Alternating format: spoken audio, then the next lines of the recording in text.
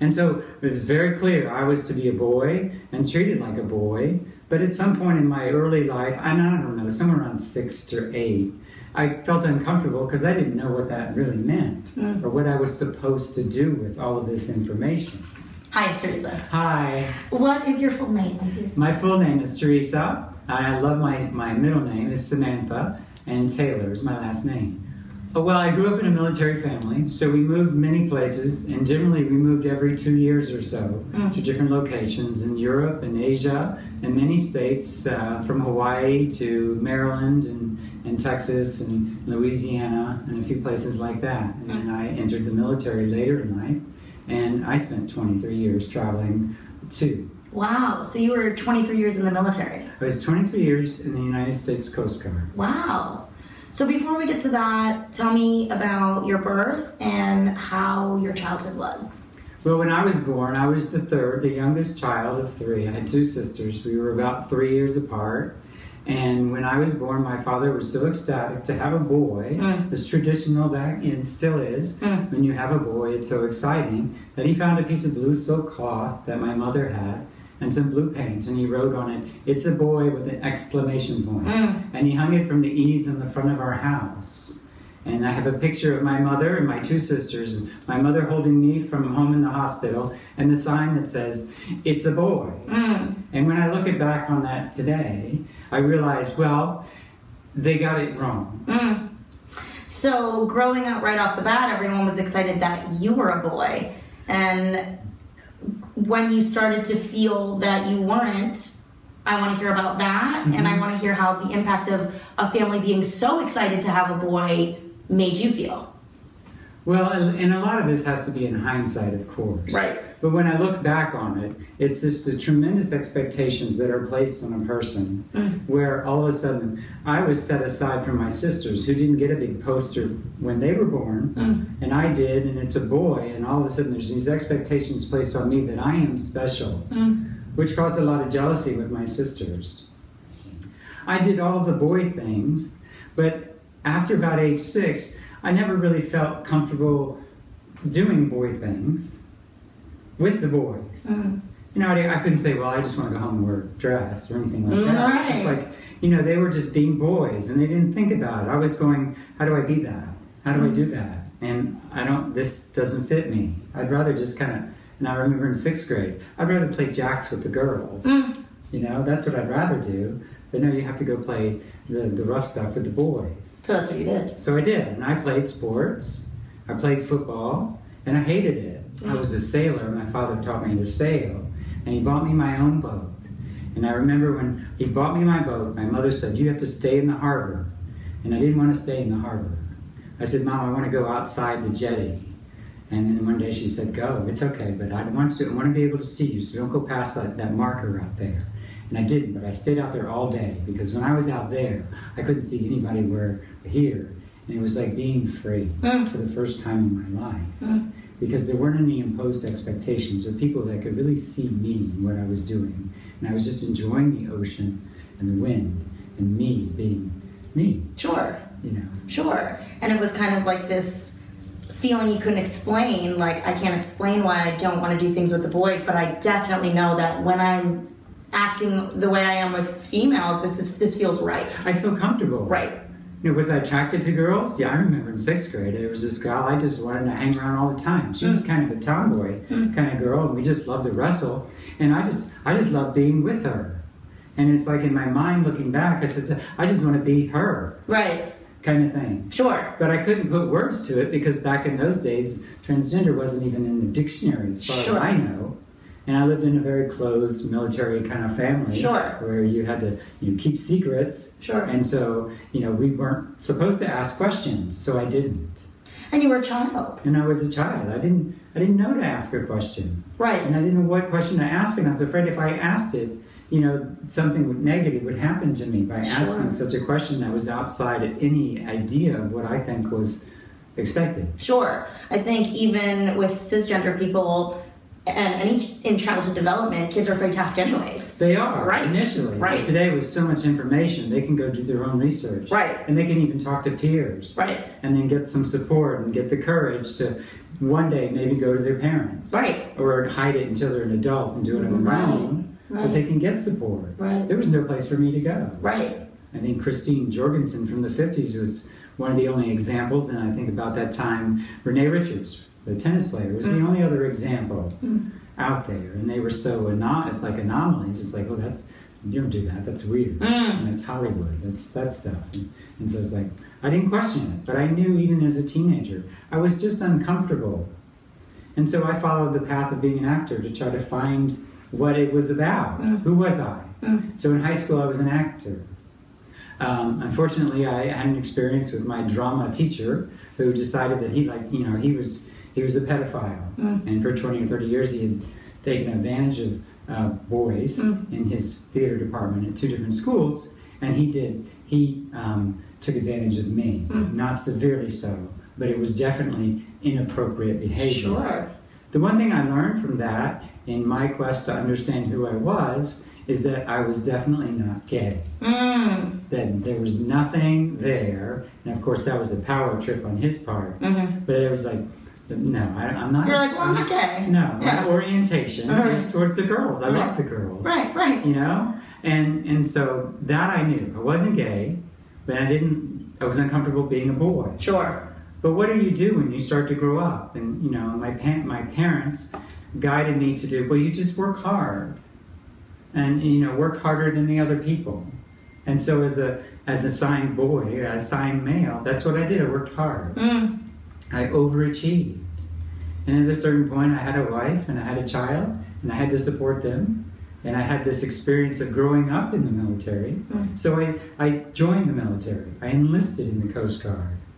And because I had a college degree, then that qualified me to apply for officer training. And so I rose in the enlisted ranks, and then I was accepted to officer training. I went to officer training. All these changes in rank and status, I scored the highest on the tests. I had the highest performance awards. And in officer training, I was #1 in my class of 50 people. And I always remember on my graduation day, I was winning all of the awards for our class. I was getting all of the academic and the athletic and all of those awards and recognition from everyone except the most liked person in my company. Because I was going to prove to them that I was as good, if not better, than the boys. And that's the first day that I ever felt that I really didn't want to be on the planet. And I was so lonely. Yeah. And that each time, in the years after that, whenever I would achieve a new rank, a new status, another level of economic success, I felt empty because I still didn't fit. And you still weren't who you wanted to be. Right. I didn't fit with the military officer world. I didn't fit with what they talked about, what they did, what their desires were. I had to struggle to just talk that way and be that way. And I couldn't tell you what it was. It's because I'm a woman. No. Right. I just like, geez, I don't like this. Right. You know? Right. And that was my whole military career. I had buried this notion that perhaps I am a different identity because that idea didn't even exist. But I had buried this notion in me. And looking back, I reflect and I know that, I had little habits and things that would pop up over the years. And we're talking like 30 years of, and it's a little embarrassing to say this, but when my first wife, she was not at home one day, and I think it happened more than once, but I know it happened at least once. And she kept her wedding dress. And I just went in and I said, I want to put the wedding dress on. Okay. I knew it didn't fit. That it would be a struggle. Okay. But I wanted to put it on in a dark room where nobody could see. And I did. Okay. And I had this like weird feeling. Well, that feels good. Well, look at you in the mirror. You're so silly. You're wearing this dress. It's too tight. Take it off. Somebody's going to see you. And, so I did. Sure. I had little habits like that popped up every now and then, but in supreme secrecy, that even I couldn't string together a pattern until recently. Interesting. That these things were happening. And it wasn't until about 9 years now after retirement, where life and raising children and all of that had smoothed out. Yeah. And that I discovered, there's nothing wrong with some of these things that you do. I mean, it's just comfortable clothing. You can go ahead and wear that. Right. until at some point, I realized that, it might be just more than this dressing thing, but go ahead and just do what feels comfortable to you. That was the realization. I said, oh my God, what is this? Is it cross-dressing? Right. And, well, that notion quickly went away because it wasn't for the thrill. And was a man just dressing like a woman. Right. No, it was like, this is touching something deeper that's been somewhere and deep inside, and you need to go look it up. So I did on the internet, finally, after, 50 years, I found information, and then I was like, oh my God. I'm trans. I didn't want to say the word. Sure. For a couple more months, but it's like, I'm a transgender woman. Oh my God. And what does that mean? Because, I was dressed, and it should be nice to walk down the aisle of the hotel and get some ice or something. Yeah. Oh, heck, you can't do that. So that began my journey. And that was about about 19 months ago. Wow. Being out of the military, how do you think people who have gone through similar journeys as you might feel, and how do you think, now that you have so much life experience, you can help people go through that with less emotional pain, if at all possible? Well, I know that I'm extremely lucky because after I realized this, I told my physician. Yep. I was honest with him, and he's also a good friend, so he was very supportive, in general. He didn't really understand, but he was supportive. And then I knew I had to tell my wife. Right. And when she came back from being away, that was the first thing I did, was tell her. And of course, she was shocked, didn't understand, thought, well, what is this, your midlife crisis or whatever? But after a period of time, she decided to explore, and she picked a book to read. I didn't choose it. It wasn't a book I read. And she read this book, and near the end of the book, she put the book down after a month or two had passed, and she looked at me, and she said, you didn't choose this, did you? Now I understand. She said, we are soulmates. I don't know what this is all about, and I'm just adjusting, but I'm not going anywhere. And we're still adjusting. Both of us are adjusting in that process. What a relief that must have been to have the people you love support you. I am lucky, and so many people end up doing this in isolation, having the courage to do it anyway, where they end up divorced. And in many cases, they end up losing custody of their children because the justice system doesn't understand that just because you're transgender doesn't mean you're going to harm children in any way, shape, or form. What an odd concept. To the contrary, you're probably more intuitive and loving to children than anyone else. And there's no evidence that anyone who's a transgender person, is defined as someone who might harm children. Sure, yeah. I always wonder why, now that the trans movement is becoming more transparent, why people are now looking at that, people who identify as that going, oh, well, you must be this type of way, when no one's ever thought that before. But I knew that the source of that kind of thinking and acting is really just a source of ignorance. And ignorance is based on fear. Okay. And that comes out as bigotry. Because people don't understand, and they feel frightened that their world that they've created that makes them comfortable, they don't want anything in there to disturb that in any way, shape, or form. So they treat things from the outside of their understanding as negative things instantly, without trying to understand something. It's no different than any people of color or heritage or ethnic background have been treated before. Sure. We're just sort of like the next in line. Sure. There have been transgender people in cultures for all of history. Right.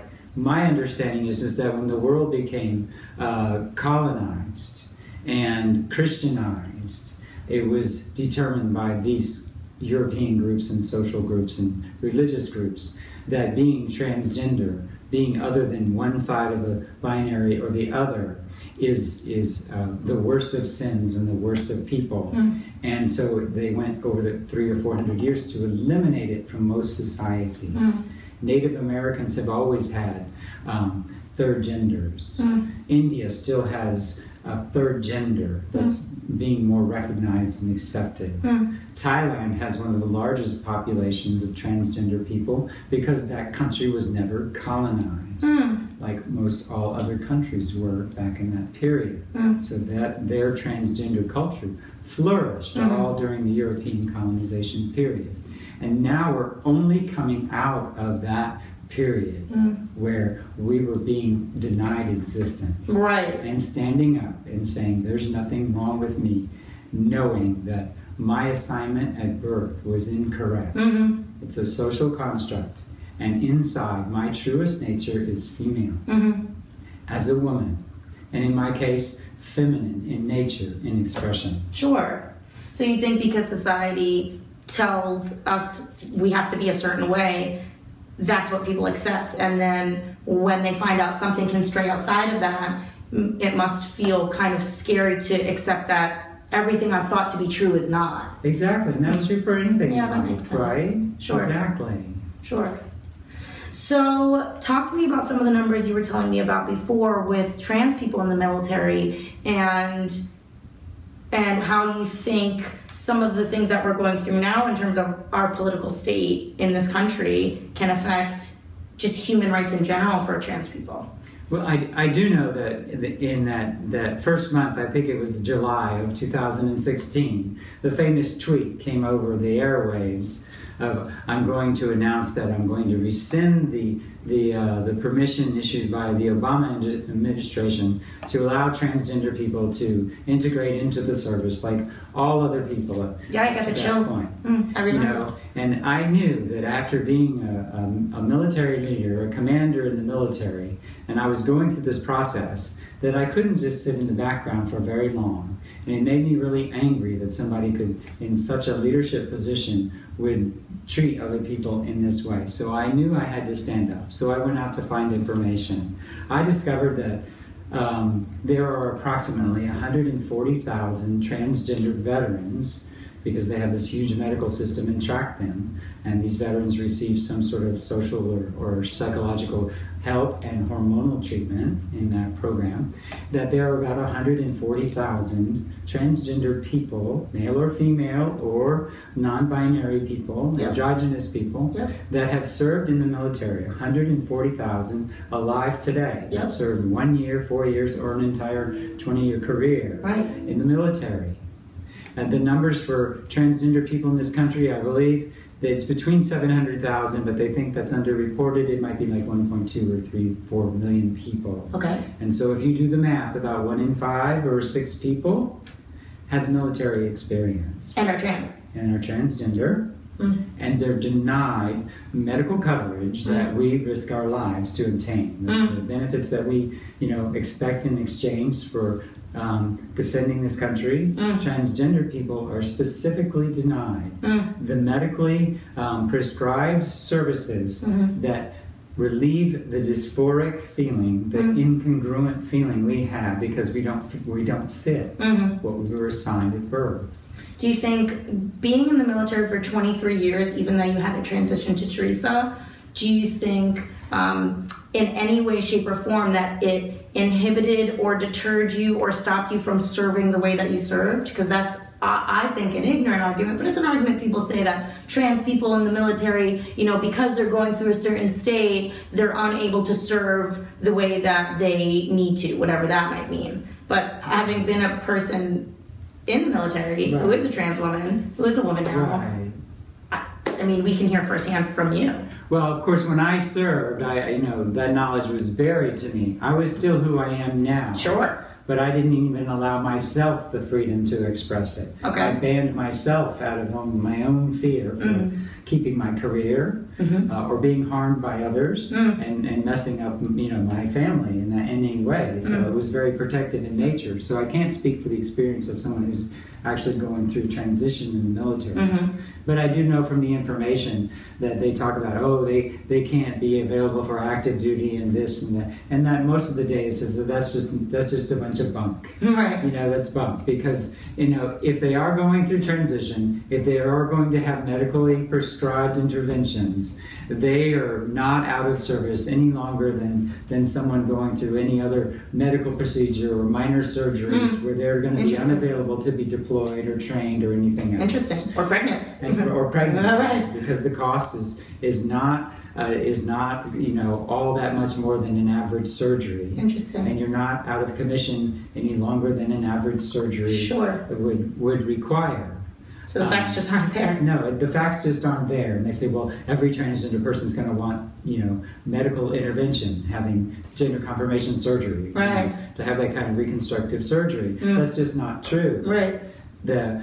Whatever steps an individual takes between their doctors and their mental health providers, they make those steps available to them because that's what's been determined to relieve the dysphoria. Yeah. And if they don't feel the need to have a gender reconstructive surgery and they're happy, why prescribe that? Right. And they don't need that. So very few actually ever go to that distance because they simply don't need it in their lives. They say, I'm fine with the way my body is. I know who I am and I know how I want to express that. Sure. And I'm not having surgery I don't have that need. Sure. And some people do. Sure. So actually in the military, very few people that are transgender in the military are really even asking for permission to have gender confirmation surgery. Sure.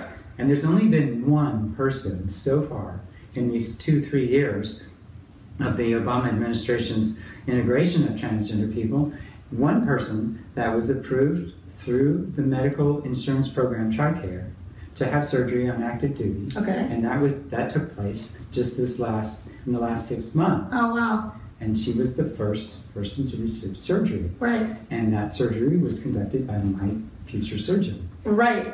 That's super exciting. It's very exciting. But that just shows you the facts don't match up. Right. Only one person in all of these 2 years. It's like 500 people didn't go in and rush in for surgery because most of them, they didn't need surgery. They were happy expressing their identity in that way. They didn't need to change their physical body to do it. Sure, and it's also unfair to say that just because one person wants it, now every single person in the trans community wants it. Sure. That's nonsensical. And it's not a requirement. You don't have to do all of these things. Right. Some people who are somewhere in the middle of the binary scale, the androgynous scale, they may not even want to change any hormones or anything. Right. And they're just happy, feeling free to express where they are in the middle. Right. Period. Right. So they don't need much of anything other than counseling.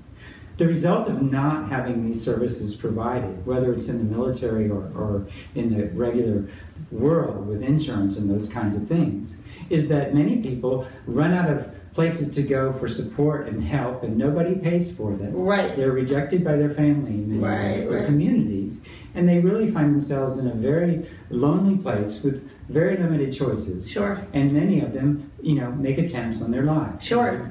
Try attempting suicide.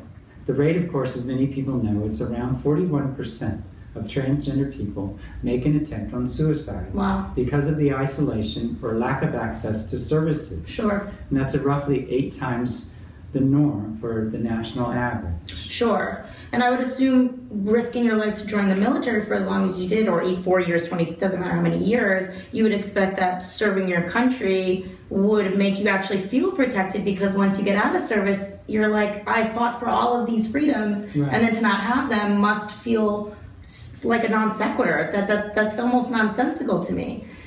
It is nonsensical, and to me, it's because it's so narrow and specific. Right. That there's a federal law on the books that specifically states that surgical intervention, medical interventions to that stage, is not medically necessary. Stated in a law, right, which is not based on medical science, right? Because all the entire medical community and the international standards for transgender health and care, the Endocrine Society, the American Medical Association, all indicate that hormonal treatment, psychosocial counseling and support, and surgical intervention, even up to gender confirmation and reconstruction surgery, are all necessary elements in the medical dictionary for serving this community. And why is this very specific statement made into a federal law, which is extremely difficult to rescind? Yep. And that's exactly what I intend to challenge. Right. As being a retired member under that same insurance program that is being denied coverage to obtain this surgery. That must be extremely frustrating, painful, agonizing to witness, because it's like you have so much life experience. The younger people that are starting to realize that they want to transition or identify, they have so much time of battles that you didn't have. For me, I've gone legally. through a career and Right. I've received retirement benefits that allow me the luxury to Right. be able to have resources to pay for it anyway. Sure. Someone who's 18, 19, 20, and they have to work in the regular world and they've not made their way up on the chain Right. quite yet, it can take them 10, 12 years Right. to be able to save and scrimp. Right, If right. they're lucky enough Right. money to go through this process, Yeah. unless they do find that they can be employed in a place that has some sort of coverage Right. that does cover these things. And Right. some insurance companies do cover the surgeries. Right, right. So, what have been some of the things that you've been doing to advocate for trans rights, and what do you think that young people can do? What resources can they have? And just what can anybody watching this video do to help challenge some of the challenges that the LGBTQ community faces? Well, I mean, I've done many things since that tweet. I got it. Since that tweet. I became in contact with a number of transgender veterans and veterans groups, and I asked where could I serve, how could I serve, and one organization I at first sought to be on the board of their organization, their nonprofit, and then I realized, no, I need to be out front somewhere. I don't want to be sitting in a boardroom making decisions about an organization. I want to be out front, standing out front, helping people. And so I went to this conference in Philadelphia this year, the Transgender Health Conference. I think it was the 17th year they've had it there. And there were several thousand transgender people. And it was overwhelmingly young people between 18 and 30 or so there. And I was so inspired. It wasn't people of my age. Right. There were a number of us. But it was so many young people. And it wasn't trans male, trans female. It was people in an androgynous state and in different stages. And the diversity was just wonderful to see.